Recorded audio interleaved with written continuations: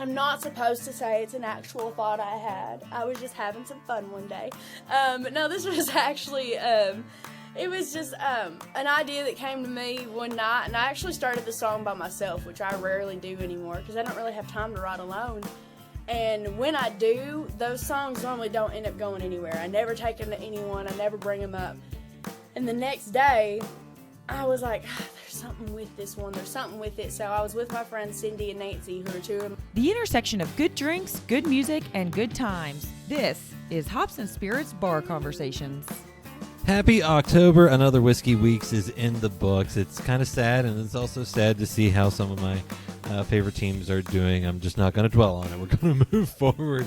We got another great episode for you this week. We have a brand new expert that's coming on board for Tasting Notes to talk tailgating foods and some pairings there. And for our conversation, we talk with Dallas Remington, who's got a pretty cool new single out now. It's a fun chat. And remember, if you missed any of our past episodes, check us out on your favorite podcast player. Go to our YouTube page, our Facebook page, and remember to follow us on all the social media so you never miss a thing.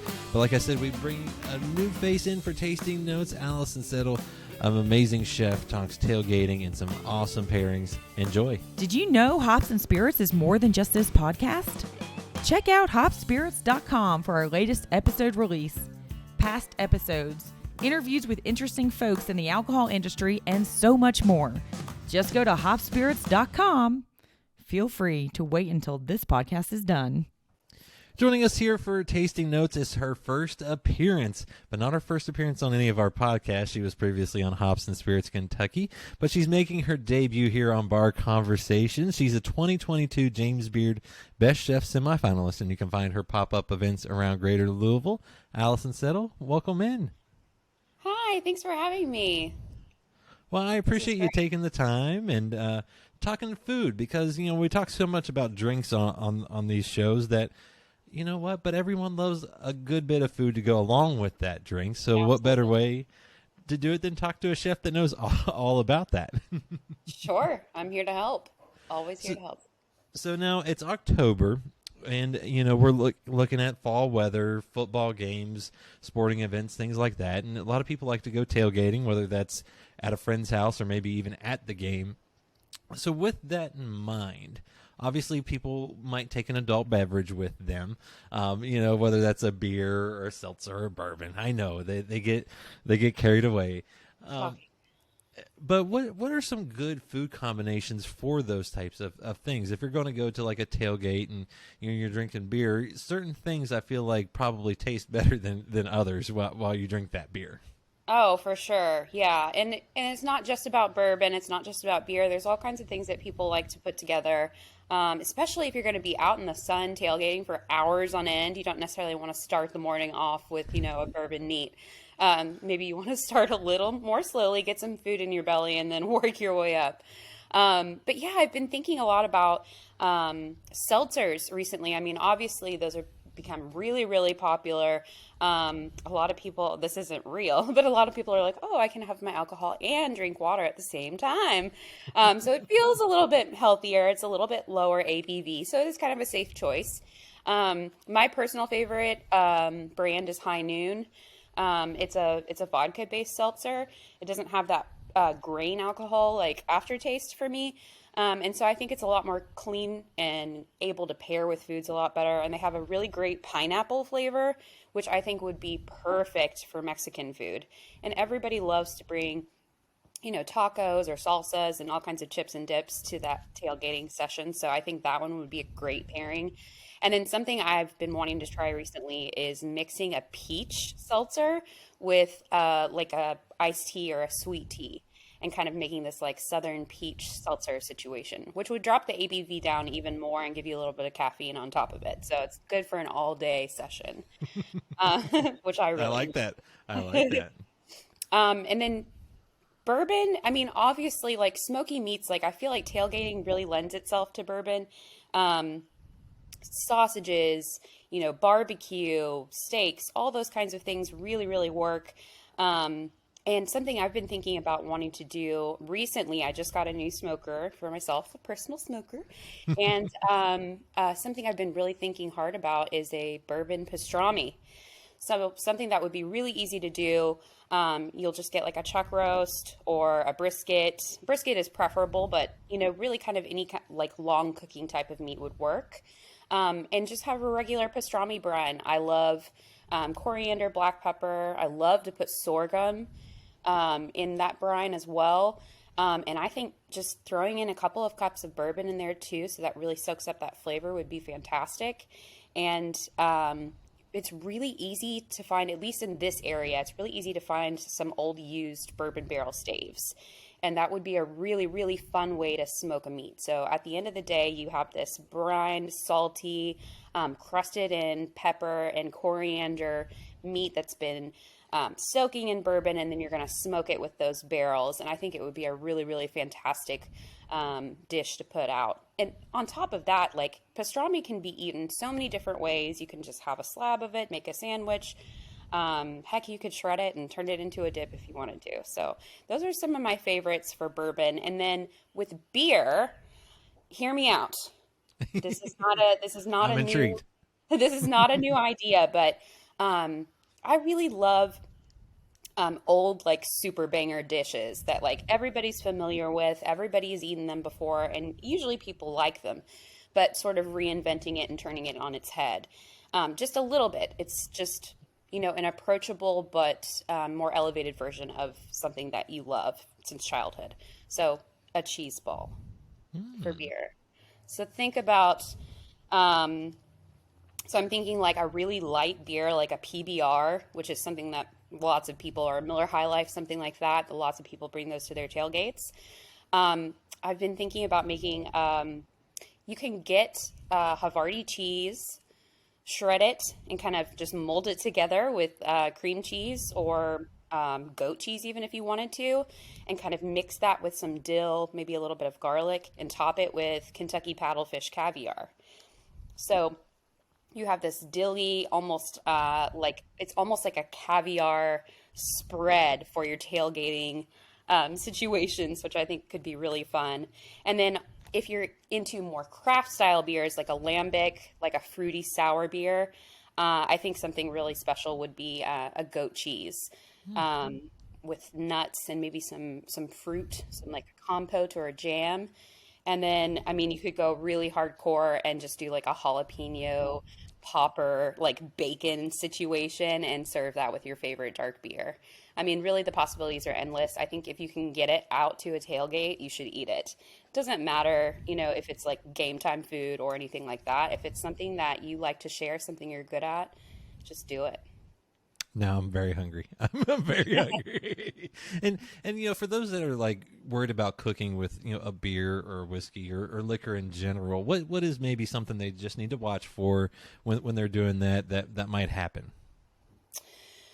You can go too hard, especially with the liquors. If you're gonna use bourbon, I would really recommend that it either be, like I said, in a marinade, so it's something that's going to be cooked out later, or you can turn it into put bourbon in a glaze or something like that. Just make sure if you use any hard liquors that you're kind of cooking it out, because otherwise you're just going to get this alcoholic gas with every bite, and that you're not getting the flavor of the alcohol, of the base flavor of the alcohol at that point.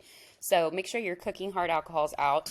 And then as far as like beer is concerned, I really think that that's just to taste. It's not so hard and not so vaporous as a hard liquor that you need to like really cook it out. I mean, if anything, you just want to make sure that you're not using so much that it alters the texture of the food that you want to eat. I love it. I love it. And I can't wait to see what else we talk about as we go along here in the fall with you, Alison. And thanks for dropping a little bit of knowledge and giving some folks some new ideas to maybe go to the tailgate with. Oh, I'm happy to be here. Enjoy those games, guys. Safety first. Remember to check out Hops and Spirits on social media at Hop Spirits, all one word, on Instagram, TikTok, Facebook, and Twitter. You can also find Hops and Spirits on YouTube and at hopspirits.com. Joining us here on the Bar Conversations, she's a country singer, songwriter, Kentucky native. Now she's living down in Nashville. Please welcome in Dallas Remington. Hey, thank you so much for having me. Well, I appreciate you taking the time to join us and, share a drink with us. Now, I'm curious to know, are you going with the hard stuff tonight or maybe something a little lighter and a little more fun? I'm too crazy without the hard stuff, so I don't do that. I drink Sundrop, and that's about as hard as I get. So I got my Sundrop, and I'm going to stick with that. I was wondering if you were working on a Sundrop sponsorship because I saw all the social media posts. It was in the video. I mean, are you hopeful for that, or did they already sign you up? That would be awesome. It's a huge thing in my hometown. I think it started in southern Missouri, and then it kind of like moved over to North Carolina. But like where I'm from, like Sundrop like used to sponsor all of our like events. Like county fair looked like it was just a Sundrop fair, stuff like that. So I have my Sundrop on, but I also have on my new Dale Jr. Sundrop shirt I just got today, and I had to wear it. So I'm like, no, I'm not sponsored, but I wish I was. I'm just going to have to be like, I don't know, Dale Jr. I'm going to have to call him and be like, how'd you get this? I need it. Well, you could just do what they do on TikTok nowadays, keep posting until someone, gets back, day 55, Sundrop. They don't have TikTok, though. So it's kind of like, and they used to like repost my Instagram stuff, but they haven't got on their Instagram in like 4 years. So it's kind of like, what are we supposed to do? Because like their Instagram is still the, remember when they had the commercials with the Snoop Dogg song, Drop It Like It's Hot? Yes. Yeah, that's still like all over their Instagram, and that's all so old. So I'm like, what are we going to do here? We got to get this figured out because this needs to happen. That is kind of sad. You would think a big enough brand would be doing that. I will say, though, I'm going a little bit harder tonight, although I'm not doing my normal. Normally, I just pull out some whiskey, but I felt like I do a little whiskey lemonade, a little lighter on the only 10% ABV, so I figured I'd behave myself, too, tonight. So now, you enjoy going in the outdoors, I believe. I've seen rafting, four-wheeling, kayaking, you name it. Is that your happy place? Yeah, I really love being outdoors. Between if I have like a time to not be doing something, I'm either outdoors and I go do stuff with my brother, or I like to cook a lot too. So it's like either in the kitchen or outdoors are my happy places. Besides, being on stage. Well, I was gonna say you got to have something to for the downtime to decompress and have a little bit of fun, considering that is kind of your day job is the stage in the studio. Exactly. See, I love my brother and I. We used to go every weekend if we could. We would go on a rafting trip or like a kayaking trip. I'd go home or he'd meet me in the middle somewhere between here and Nashville and home and stuff like that. So we tried to do that as often as possible. And then anytime I go, like I just got back home from being out west, and a whole bunch of us songwriters went on a whitewater rafting trip. And I'm like, I just would love to live in a place where I could do this kind of stuff all the time. Like, that's just, oh my gosh, so much fun. I love it. Well, and that's where, like, before I moved to Lexington, Kentucky, I lived in southern West Virginia, near the New River Gorge. I, though, never personally can go on a rafting trip. I'm a horrendous swimmer, got a whole lot of fears on that, but my wife loves it, and she loves, flipping out of it and, having a grand old time. But I did kayaking in the Red River Gorge, I guess it's been a year or two now. Yeah, not going back. Nope. Capsized a couple times. Nope. We saved the cooler, but, my abilities are out the door. I get that. See, I'm the one, I always flip. And the thing with, like, where my brother and I normally go kayaking, like, we have it's a river that runs through our family farms, but it ain't, it's not a river. It's less than a creek. So my dad's like, I don't understand why y'all do this, because we'll go for like 8 hours at a time, and we're dragging the kayaks for a good 5 hours of the 8. Like it's dragging, and I will, like, my brother knows how to get through those, and I'll be like, I got it. I flip that thing like 12 times a day. Like, I'm always flipping. So, and I find that fun.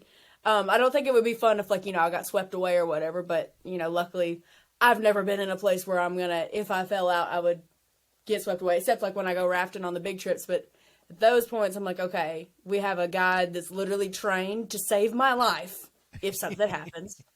So I'm like, let's do it. I like it. It's a good philosophy. Now, if you put me in some place where I can pretty much, barely get wet, I might be able to go kayaking again. Maybe that's where I you would like to kayak with us. Yeah. You don't really get wet unless you're like me. I like it. I like it. Now, where you grew up in Kentucky, you grew up outside of Paducah or around Paducah, is that right? Yeah, so real far western, yeah. So, and I know just growing up where I did in Appalachia as well in West Virginia, you have a unique talent of directions, but I'm wondering, are your directions like you go down to the big wood pile, make a left, and then a right by the tractor that's out front? Is that your directions, or are you a little better than that?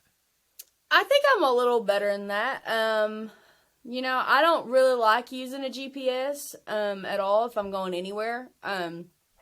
And like I've gotten to where, like Nashville, it's a little different. Sometimes you have to use one, but I've gotten to where I can pretty much get anywhere in Nashville without ever having to use a GPS. But I mean, like my mama and I drove out to Montana last year, and I only turned the GPS on like twice, and that was because we needed to find a specific hotel we were staying at. Like I like being able to just like read the road signs and go where you're supposed to go, and just do it all by like common sense. Like we're going to Montana, we need to go northwest. Let's just keep going northwest and we'll see a sign. I like doing that kind of stuff. So, but I always was my dad, it's so funny. He really is not good with directions at all. So anytime we go on any kind of trip, and still to this day, he'll have his phone going. He'll demand I have my phone going with a GPS. He has his Garmin. Then he'll have whatever GPS is built into the car going. He'll have an atlas, and he will still print off the MapQuest directions. To this day, we will have 6 or 7 different versions of directions going. And I'm like, why? You get on the interstate and you drive till you see the next sign. But my daddy has to have all that. And so I think that's why I'm so like anti-GPS and anti-this. I'm just like, I was sitting there having to read, in 300 feet, you're going to turn right, like all the time. And it just drove me nuts. I'm like, you were the original GPS. Exactly. The original GPS. Exactly. Well, does your dad actually use the directions? Because, like, my dad will be like, I'll tell him, like, when he's leaving here, I'm like, if you make this turn and this turn, it'll shave off, like, 10 minutes. He goes, that's not what GPS is telling me. I'm going this way. Yeah, my dad's very much, and that's the thing, like, he started staying a lot with me here in Nashville, so he knows I know my way around, so he'll call me, and I'm like, you're just going to end up using your GPS anyways. Why are you asking me? Like, I don't. Like, I could tell you how to get there, but just turn on your GPS. Especially because, I mean, like, I know everyone around here used to be obsessed with Waze. And that it was supposed to be, like, the shorter route. Whatever you want to use. But, like, you're gonna get lost if you're trying to do it by memory. Just use your GPS and go for it. But he still gets lost. He doesn't listen very well. I think that could be a guy thing. We all have that problem. Now you grew, speaking of family, how important is family to you? Because I know your dad, is in one of your biggest videos here recently, and we'll talked about the song here in a little bit. But just how important is family? Because I know there's a lot of connections to your music through your family. Yeah, my family is like, they're the most important thing in the world to me. I wouldn't be able to do any of this without my family's support, without them being here right beside me. My mom is my manager. She's my roadie. She's my stylist. Like, my family's in this 100% with me. And so I know I could not do this without them. So my family's just the most important thing to me. And, they don't get to come down here very often. So anytime I have even like less than 24 hours that I'm not doing anything, I go home to be with them. They're my rock, and I have a big brother and he's got a little boy, and so it's just like that's my people, and I couldn't do this life without them. I couldn't do music. I couldn't do anything I want to do without them. So family's the most important thing in the world to me. And if I'm correct, your grandma played a big role in kind of getting you into music, or kind of getting this all going. Is that right? Yes, yeah. So we call her Ma Pa. She doesn't like grandma, and she doesn't like any other name. She's Ma Pa. My brother came up with that when he was little. And she'll go up to random people and she'll just be like, I'm Ma Pa. I'm like, okay, you're okay.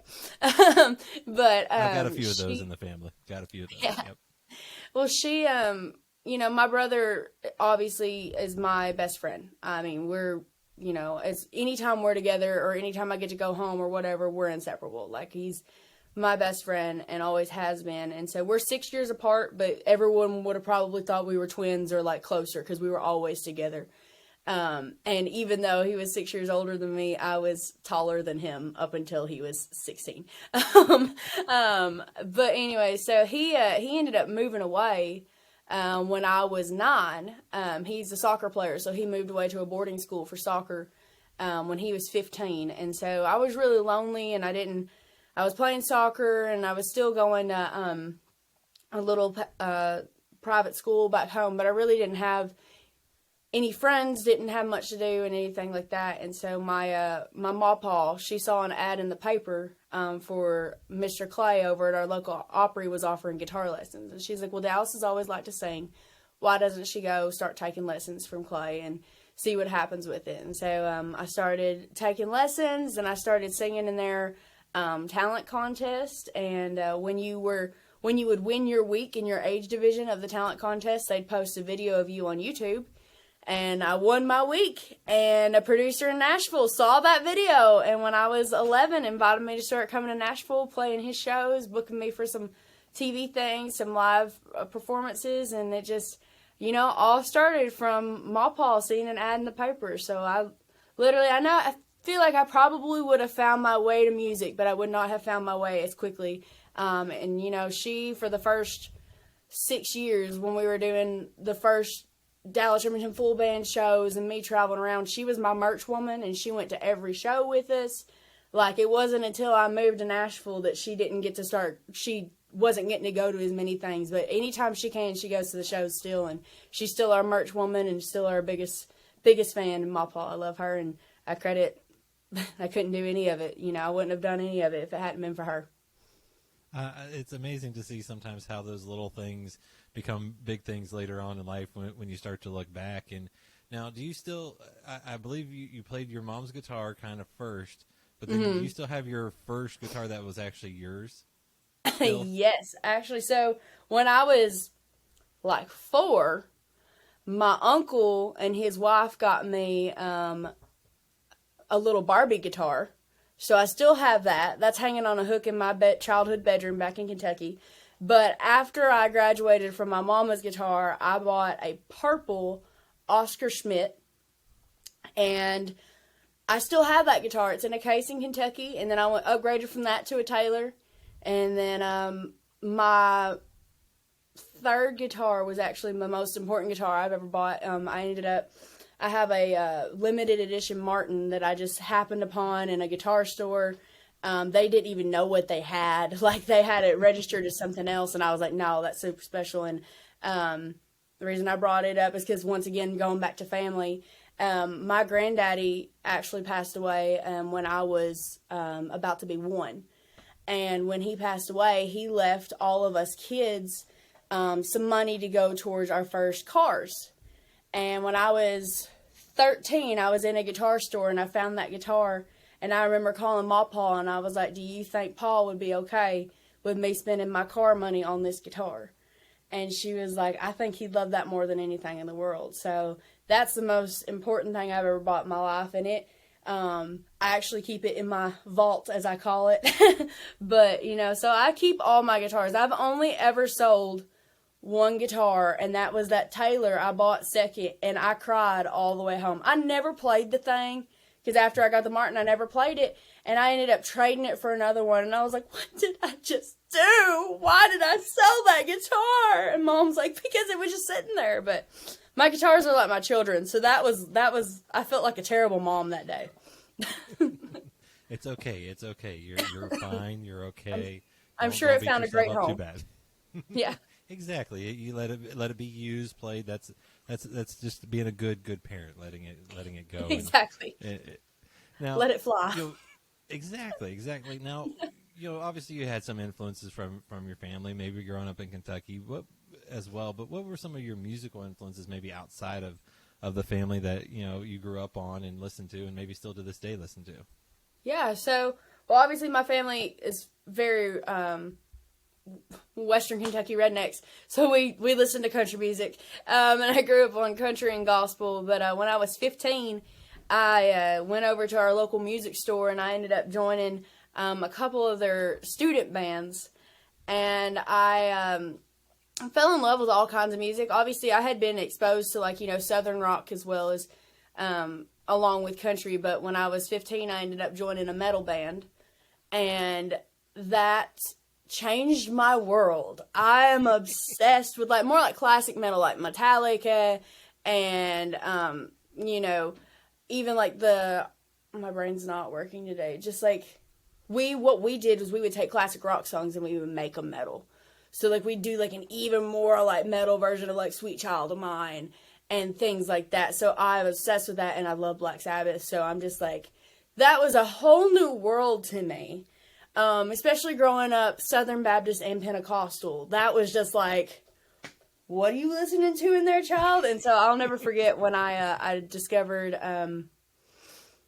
Avenged Sevenfold, and my mom heard that, and she was like, what is this? And I was like, it's just great. It's just great. That's what it is. And she's like, yeah, that's not Leonard Skinner. And I'm like, no, it ain't. But yeah. So I got into that harder rock, little metal thing, but that's kind of come over into my music now, because I do a lot of more like rock riffs in my playing, and I do kind of have that gravelly, screamish kind of thing sometimes. So, it's found a way to marry into the whole Loretta Lynn, Patsy Cline country that I know and love, and like have grown up with and grown up playing. I was gonna say, how do you blend those two together? I feel like they might not exactly, come together smoothly, but I feel like it could work. It does, actually, for us. For me, I play a lot in drop D, which is a big thing in metal. So you get that like darker, like deeper thing. Obviously, with my accent, I'm gonna sound more like Loretta Lynn. But then, for some reason, like one day I was doing a show and I was about to lose my voice. And I got like this really growly thing going on, and I was like, what is that? And voice came back, and I was like, I would just like to try to figure out how to learn to do that. So over the past few years, I've actually kind of learned how to control that and learn how to use that normally without being like sick or whatever. And so we kind of, it's got a little bit in, my super country songs. I still add those in there, just like little bits. It's not like the whole time we're screaming at you. But it kind of just adds a new layer, and it's kind of like, whoa, we weren't expecting that. So maybe one day we'll do a full-on screamo song, but right now we're adding it into the country to make it just a little different. I was going to say, I talked to Manny Blue recently and some others that are, that country, alternative country is a thing. Mm-hmm. It's out there. It's a lot of rock influence, and, there's genres blending. So it's not like it's completely out of the norm, and some people should probably be going, oh, I like that, as they dive deeper into that kind of sound. Yeah, like one of my favorite bands is Cody Parks and the Dirty South, and they're country metal, and they're my favorite. Like, I go to concerts a lot, but I will like go see them anytime I can. Like, they're one of my favorite shows to watch, and it's just because they literally say they're Def Leppard on cornbread, and that's what it is, and I'm obsessed with it. So we're not that rockin', but we're up there compared to like Loretta. We're up there, but we're not, Manny Blue and Cody Parks level yet on the metal part. You're working on it. You'll get there. You'll find your lane there as well.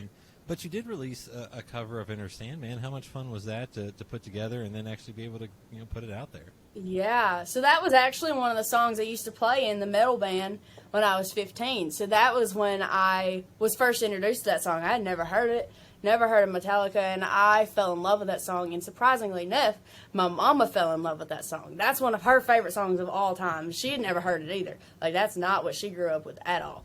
And so we've always just loved that song. We've always drove around jamming to it.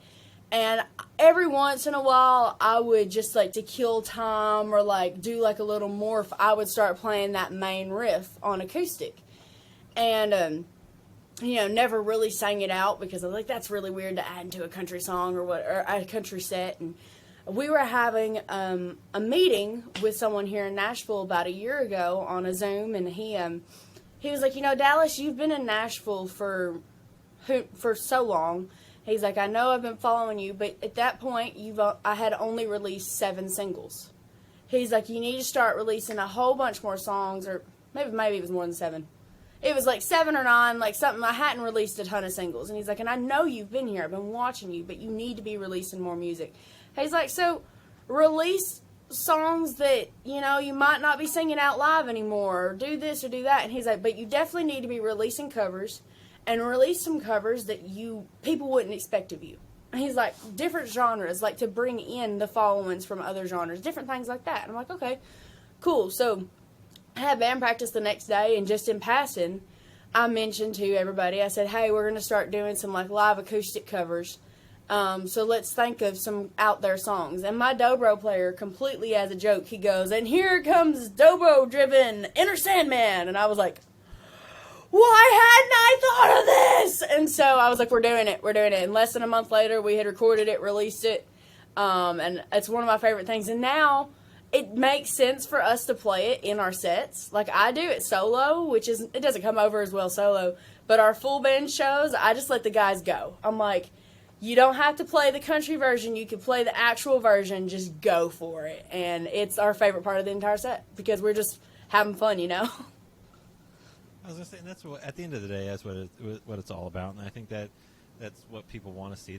If you're enjoying it, they're probably going to enjoy it as well. And exactly. You mentioned going to Nashville and being in Nashville for a while. Like, what was it like moving down there and kind of going at this, you know, like as a true kind of career, seeing where it can go and you know, leaving Kentucky? Yeah, so, well, I always make the joke that, like, Nashville was our nearest, like, mall. So I grew up here all the time. Like, I'm only from 2 hours from here. So I was always in Nashville. So I started playing my first shows here, though, when I was 11, which was really cool. But at that point, we were still just driving back and forth. And then it got to a point where, closer to, like, being 15, we were driving back and forth multiple times a week. We were, you know, playing till super late and driving home and not getting home till 4 in the morning. My dad would be leaving for work the same time I'd be getting home.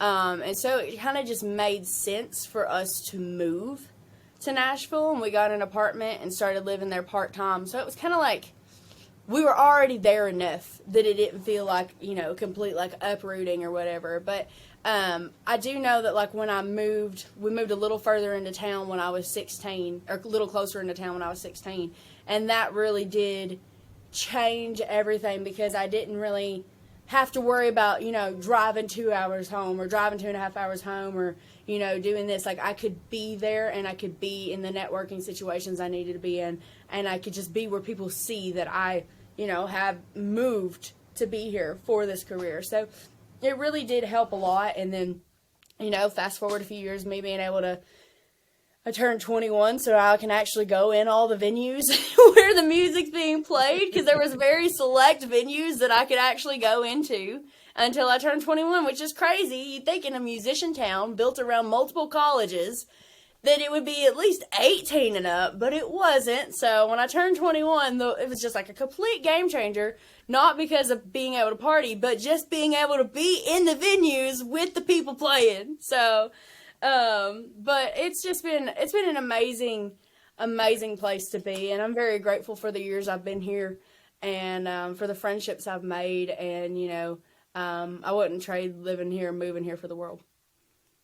Well, and you know, you've had success that, you know, it's been growing and building. I think one of the biggest ones for you was Uncommon Man. Mm-hmm. What was it like for the response to that? Because, you know, it was an interesting time in life for all of us. Yes. But, you know, what was it like to kind of see that take off and you know, just do its thing and the response you got from it? Yeah, definitely. And, you know, Uncommon Man has definitely been the biggest song we've had so far as like numbers go. It was our number 41 on the Billboard charts, and then Princess ended up going 40. But, you know, as far as streaming and everything, Uncommon Man has been our biggest well-received song. And that one, it was strictly, and we're very faith-based, and I know that was very much a God thing. God got it to the people it needed to be to, and that's how I'm always going to believe that. And I know that for me, it was me putting my faith in knowing it was going to go where it needed to be that really changed that song for me, because I know that, and I've only told this story a few times, but the night it came out, I was having what I now know was an anxiety attack. And I was like, why? I'm putting out a song in the middle of a pandemic. I'm doing this. Like, what? I'm putting out a slow song. I never release slow songs. Like, what am I doing? And my dad had texted me a video, or I texted my dad a video or something, and he texted me back. He's like, why are you awake? And I told him what was going on. And he ended up sending me a scripture that's like, it was like, be still and know that I'm there. And so in that moment, I just said, God, let it find its audience. Just let it go where it's supposed to go. And I calmed immediately down, and it did. And the fact that, you know, I let go of my need to be in control all the time, and I let it happen and let it go where it needed to be, has always been just like a huge learning curve for me as far as my faith goes. But to see the way that people received that song and the stories that we still get to this day for people telling me about their uncommon men and women in their lives, it's truly been the most special song to me. And, you know, I'm just so thankful that it was received like it was. And, you know, obviously we dedicate it to the essential employees, because there's no way we could have gotten through the last couple of years without them. And so I'm so thankful that I was able to put out a song for them, and that the world got it where it needed to be, and God pushed it and made me calm the crap down and got it where it was supposed to go. Well, in a sense that maybe a polar opposite song is the song we're talking before it comes out, but it'll be out well after this, or at least a week or so after that this drops, is your newest single. It's another dad song. It is. It's just not exactly how you think. It's called Still Your Dad. First off, I love the reaction from your dad in the video when you played it for him. But can you just talk about this song? Because I feel like you had just a little bit of fun with it. Yeah, we just had a little fun with this one. I'm not supposed to say it's an actual thought I had. I was just having some fun one day. No, this was actually... it was just an idea that came to me one night, and I actually started the song by myself, which I rarely do anymore because I don't really have time to write alone. And when I do, those songs normally don't end up going anywhere. I never take them to anyone. I never bring them up. And the next day, I was like, there's something with this one. There's something with it. So I was with my friends Cindy and Nancy, who are two of my favorite co-writers and two of my best friends. And I was like, you know, we only had like an hour to write that day. And I was like, I started something. Y'all can hop on it if you want. If not, just tell me it's stupid so I'll forget it. Like, just tell me it's not worth finishing. And I got through what I had done, and they were like, oh my gosh, we have to write this song. So I was like, okay, we'll try it. So we ended up writing it, and I never thought it would go anywhere. And I posted the first little, like, me, like, lip singing along to the work tape, which was, the guitar was out of tune. I sped up, like I started like super slow, and by the end I was going like super fast. I did not sing in key half the time. It was literally just a work tape, and that video got 20,000 views instantly. And I was just like, that doesn't really happen for me, especially on music videos. Like, I had gotten that kind of response to like goofy videos, but never a music video. And I was like, oh gosh. And that was on TikTok too. And I was like, okay, maybe, we'll see. So then I posted another video once we finally got it recorded. I was like, we'll just try this one. Let's go for it. I had this gut feeling that should be the next single. And so I started posting little videos, and I had one of me, you know, listening to it in the car, got 75,000 views. And I was like, okay. And then came along the video with my dad. And so the thing is, I was really pushing these on TikTok. Like, I hadn't even posted any of them to Facebook. Hadn't posted them at all. I was pushing these on TikTok, and I posted the video of me and my dad. And my dad was actually, that video had actually been taken the week before. And in that time, he had gone home to Kentucky and then came back. And we were sitting there at dinner, and I posted it. I'd edited it and all that stuff. And I was like, okay, we'll see. I did not get on my phone for the next 12 hours. And in that time, it had gotten 30,000 views. I was like, what's going on? And then the next day, it went from 30,000 to 200 and something thousand. And I was like, what is happening here? So I was like, okay, that's cool. Well, then one day I was like, I need to post something on Facebook. And I didn't think anything about it. So I had posted the other one of just me that had gotten some views a couple days before. And it got like, 2,000 views or whatever. And I posted the one of me and my dad, and I said, posted this on TikTok last week, and never expected to get over 200,000 views, but y'all let me know what you think. I'll be dadgum, that sucker has 1.5 million views now. No promotion, no anything, and my dad's been sitting here going, you just needed me the entire time. He's like, the song you wrote about me blew up. He's like, now the song that has me in the video blew up. He's like, it just needed to be me. But then I can stick it to him a little bit, because that one I had posted of just me a couple weeks later blew up too, and it's now at 1.5 million views on Facebook. So we got 2 videos with 3 million views of this song, and I'm just like, this goofy song I started at 3 a.m. by myself and thought no one would ever want to hear. And here we are, blowing up Facebook, making some Karens mad, but making a lot of people laugh.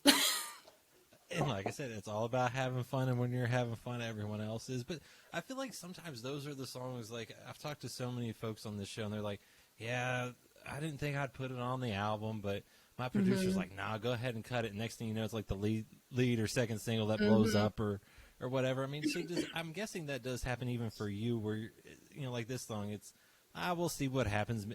It could be like one of the million songs in Nashville that you cut, and it's stashed away, you know, for a rainy day or never gets to see the light of day, but it did get to see the light of day.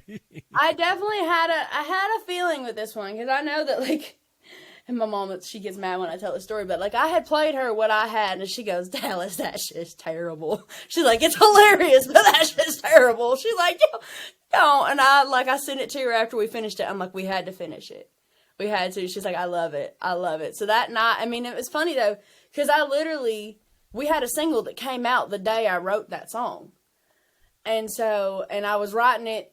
The girls who wrote this song with me actually wrote that same single with me. So we were celebrating White Trash Heart coming out and all this stuff. And I was like, I don't want to take the attention away from White Trash Heart, but I really think I need to post a video of this. Like, I just had this, like, gut feeling, and I just learned to listen to my gut, thankfully.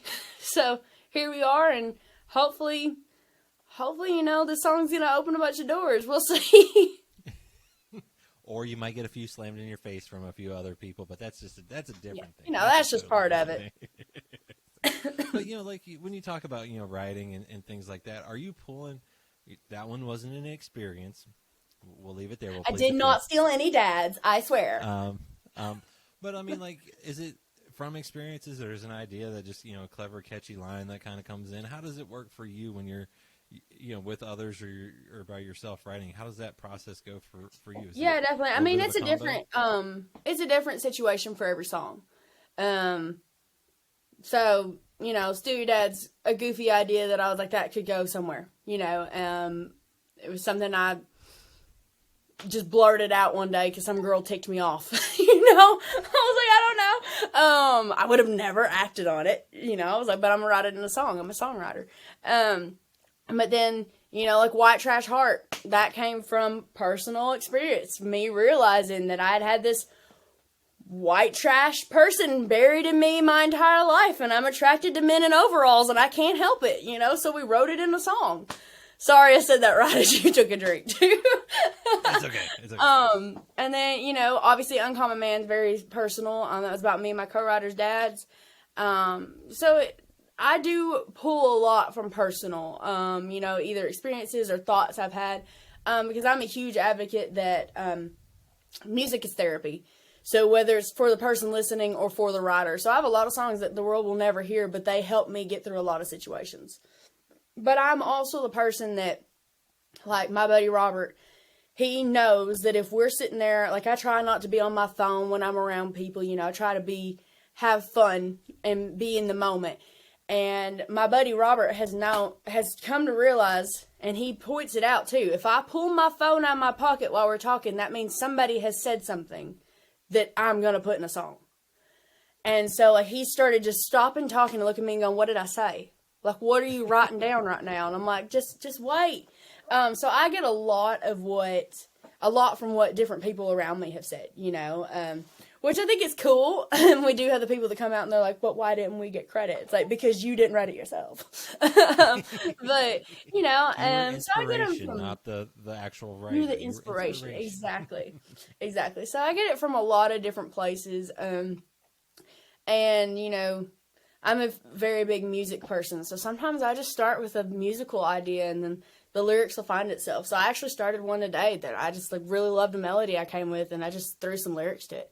It'll probably never go anywhere. I don't know where it's going right now because it likes a while, but you know, I just find whatever the idea is in the room, whether I bring it or one of my co-writers brings it or whatever it is, and we try to find the best one and let the song say what it's supposed to say.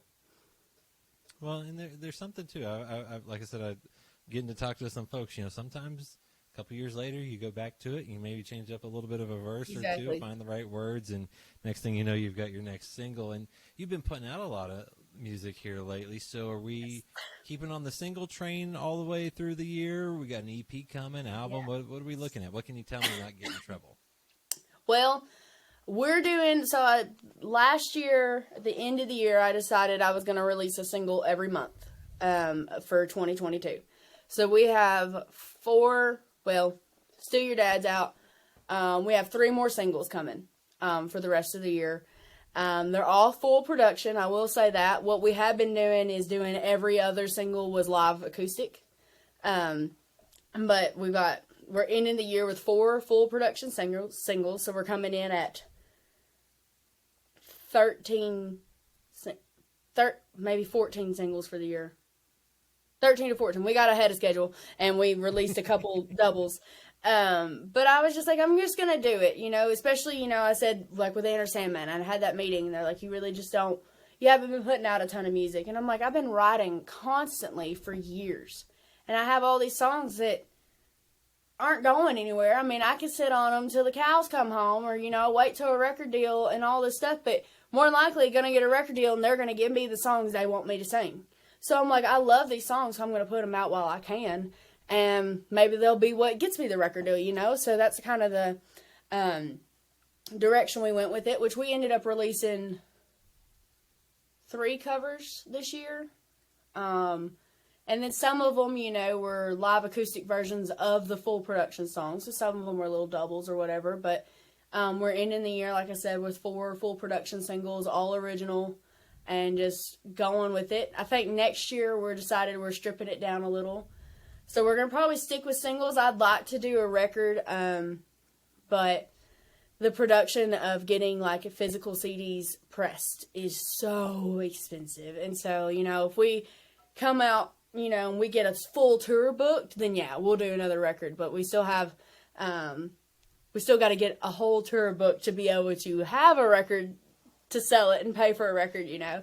But I think next year we've decided we're going to do 4 full production singles and 4 live acoustic singles. So stripping it back just a little. Only going to do 8 versus 14 because I would like to sleep next year. I haven't slept this year because of trying to get everything done. So, that's why you but drink we'll the see sun what drop. ends up happening. Yeah. Sun drop addiction. Sun drops don't work. Caffeine doesn't work in my body anymore. Like, I just need to sleep.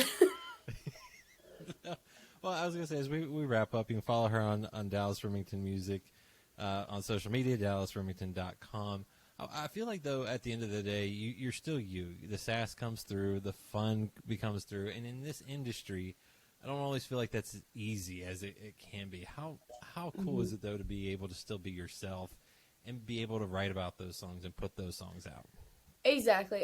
I mean, I love that. And I feel like as I've struggled with it, and I feel like most artists have struggled with it, you're trying to be what the world wants you to be.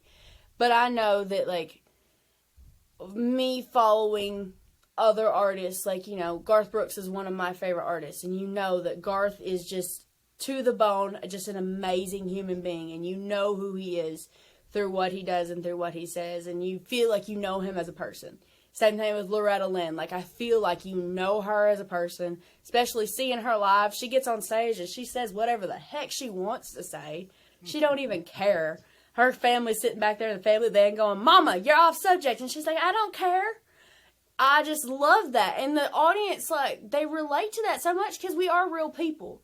And I feel like as artists, we really struggle we feel like we have to have this persona. And I finally just like, I had a meeting with someone a few years ago, and they're like, well, they're like, in summary, it feels like honesty is a really big thing to you. I was like, yeah. I mean, like, I don't want to act like I'm someone I'm not, because I'm not an actress. I'm not. I'm a singer. And that's why, especially with me writing the songs that I am, I'm just putting down my own thoughts to paper and, just going with it. It's like, if you have a problem with the way I think, then I'm sorry you do, but this is the way I think. But it's helped me find that there are the people out there, like back to Uncommon Man. I didn't think anyone would relate to that song. And, 750,000 streams of an independent song later, people can relate to that song. And so then it was Steal Your Dad. I was like, no, but they're going to think I'm crazy. 3 million views later, there's a lot of girls out there that have had this exact same thought. So, that's just what I've learned, that you're not the only one that feels this way, and we are just humans. Even though we are in the spotlight, we're just the same people as everyone else. So, I just decided, especially over the last year of having to switch to being a TikToker and all this stuff, I'm like, I'm not going to try to be something I'm not. I'm not going to try to, put on an image that the world wants, because like, if you don't like me, you don't like me, and that's how I'm always gonna be. So I'm a little bit sassy and I'm a little bit crazy, and hopefully everybody already knows that, so I ain't much of a surprise when they come up to me. And a little bit caffeinated. Yeah, just a little. But no, I mean, I think that comes through, and the sincerity, the you can tell you're saying about stuff that is you. It's something that you can pull from, or they can see you being part of, and I think that really goes a long way, especially as you try to cut through the plethora of music that's out there. I mean, there's something for everyone. So much music. I feel like there's been even more coming out since the pandemic, because it's like, you don't have to be in Nashville now to be an artist. So I'm like, who are you people? Where did you come from? But at the end of the day, that's where they all want to get to. And exactly. I guess my final question for you is, what's one of your biggest goals that you got coming up? I know I've seen you talk about being on the Opry stage one day, maybe. I'm guessing that might be it, or is there something else up there? For me, that's my end-all be-all. I mean, obviously, I want to go on a tour, and I want to make a career and make music playing country music. That's my goal in life. But I will have made it in my mind once I have played the Grand Ole Opry. So that is my main goal, and then after that, I just want to make a career and make a life playing music. But waiting still for a call from the Opry. We're waiting. Hopefully one day. Hopefully, but I'm that's the main one. And then after that, obviously would love to play the Ryman. And then, Bridgestone here in Nashville, just being a Nashville girl now, that would be awesome. But, the Grand Ole Opry is my biggest goal in life, and always has been. And I'll never forget, like I was talking to some people about this last week, I'll never forget when I said that in a co-write one day, and someone literally said, what's so important about the Opry? I almost got up and walked away. I was like, because it's the show that made country music. We wouldn't have country music if it wasn't for the Grand Ole Opry. And I feel like the Opry doesn't get as much respect in modern country music as it should be. And for me, the Opry's end-all be-all when it comes to country music. That should be the main goal for everybody. And if it ain't, sure as heck is mine. So maybe they'll call me because they see how much I respect it. Maybe. But that's what I want to do. So hopefully, one day. Well, hey, I believe you're on the right track, and hopefully one day that dream will come true. And Dallas, this was a blast, a pleasure, and I appreciate you taking the time and sharing some stories with me. It's and a good drink. Yes, thank you so much for having me. Find more from Hops and Spirits at hopspirits.com. Thanks, everybody. Bye.